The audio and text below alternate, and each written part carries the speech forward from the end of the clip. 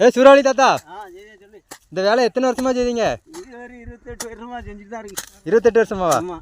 சரி சரி. நீங்கள் முத வேலைக்கு போகும்போது உங்கள் சம்பளம் எவ்வளவு?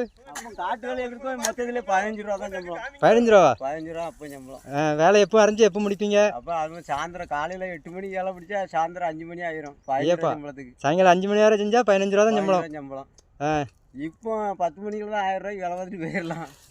இப்போ காலங்கள் மாறிட்டுலாம் மாறிட்டு வாழை விவசாயிகள் நிறையா வந்த உடனே வேலை வாய்ப்பு நிறையா ஆயிட்டு. அப்போ காட்டு வேலையில் தான் உண்டு.